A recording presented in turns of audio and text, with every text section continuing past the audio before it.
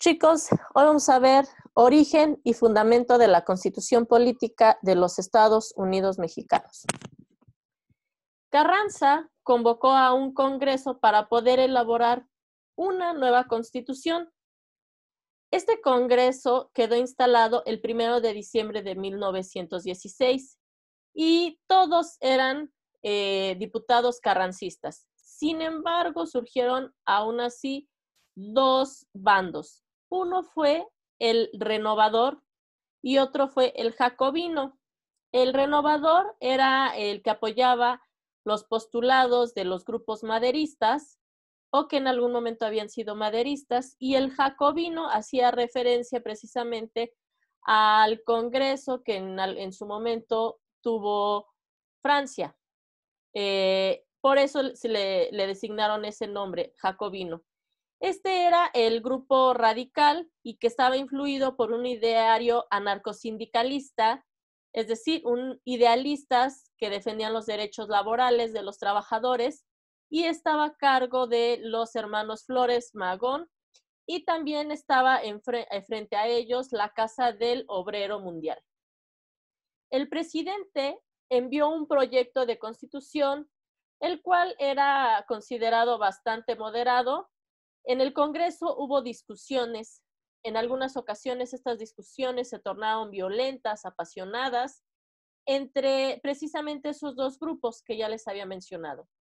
Se estaban tratando temas fundamentales de la Constitución, como era la educación, la situación agraria, las condiciones de los trabajadores y su previsión social. El texto constitucional confirmó el modelo de organización política establecido desde 1857, es decir, que el sistema federal estaba conformado por estados libres y soberanos, y en cuanto a su régimen interior mantuvo la separación de los poderes. ¿Cuáles eran esos poderes? Los mismos que actualmente conocemos, que es el ejecutivo, el legislativo y el judicial.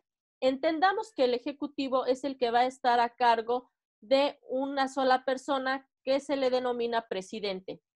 El legislativo iba a estar a cargo de diputados y senadores, que en su conjunto actualmente fungen como el Congreso de la Unión, y el judicial, que iban a ser aquellas personas o instituciones encargados de vigilar que se impartiera la justicia adecuadamente. También se dio continuidad a la idea de reconocer la soberanía popular como la base de este nuevo sistema democrático. Sin embargo, fue en los temas relacionados con las garantías individuales y sociales donde surgió una clara distinción del contexto que se tenía.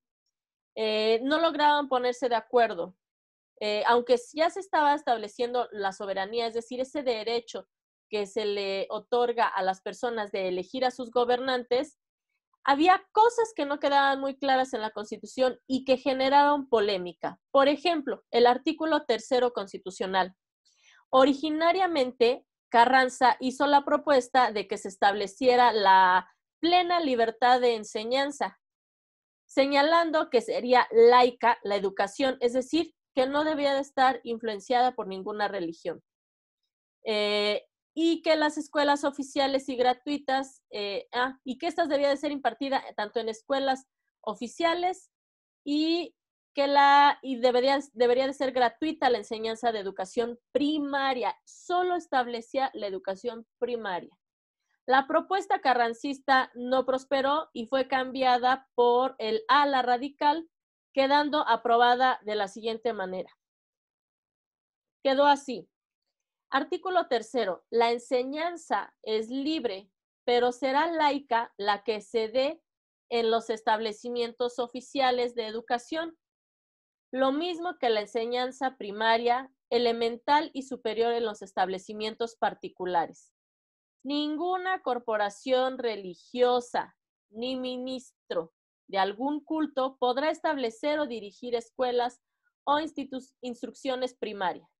Es decir, ustedes no sé, supongo que ubican, hay una escuela que se llama Centro Escolar Aparicio, que está cerca de donde está nuestra escuela, unas cuantas calles, por el Boulevard 5 de Mayo.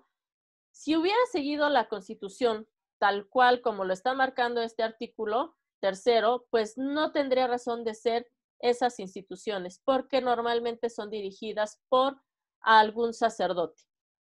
En cuanto al artículo quinto de la Constitución, este estaba relacionado con el tema del trabajo y se creó un apartado nuevo para tratarlo. Es decir, se creó el artículo 123 constitucional. Sin dejar de mencionar el tema laboral en el artículo quinto, el artículo 123 dejó plasmada varias reivindicaciones, es decir, varias peticiones sociales de los trabajadores, como la jornada de trabajo debía de ser de máximo 8 horas y también regulaba el trabajo de las mujeres durante el embarazo. Se incluyó términos como actualmente lo conocemos, que es el salario mínimo. El descanso semanal era obligatorio ya, es decir, que por 7 días de trabajo, perdón, por 6 días de trabajo debía de existir un día de descanso. También se estableció la responsabilidad para los patrones en los accidentes de trabajo, es decir, si estaban trabajando tal vez en una fábrica y el trabajador, por no tener las herramientas necesarias, se perdía la mano o alguna extremidad, pues, o simplemente tenía cualquier accidente en el trabajo, el patrón debía de hacerse responsable de esos gastos. También se establecía ya en ese artículo 123 el derecho a la huelga, a los paros laborales. En resumen, se establecieron criterios que iban a defender el derecho individual y el derecho colectivo de los trabajadores. El artículo 27 fue también de los más importantes o de los que creó más conflicto. Los cambios señalaban que la nación era la única propietaria de todas las tierras y aguas comprendidas dentro de los límites del territorio nacional y era la única con el derecho de poder transmitir ese propio dominio a algún particular, constituyendo de esta manera lo que ahorita conocemos como la propiedad privada. Las expropiaciones solamente podrían hacerse por causa de utilidad pública y mediante indemnización. Eso aún continúa, lo de la expropiación, simplemente que pues ha sido reformado y ya no tiene el mismo sentido que se tenía originalmente. Este nuevo documento reafirmaba también la separación entre la Iglesia y el Estado. Los cambios constitucionales pues generaron mucho malestar entre algunos sectores de la población, lo que derivó en una lucha iniciada inmediatamente después de promulgada la Constitución y que llegó a una crisis, a lo que se conoce como Guerra Cristera.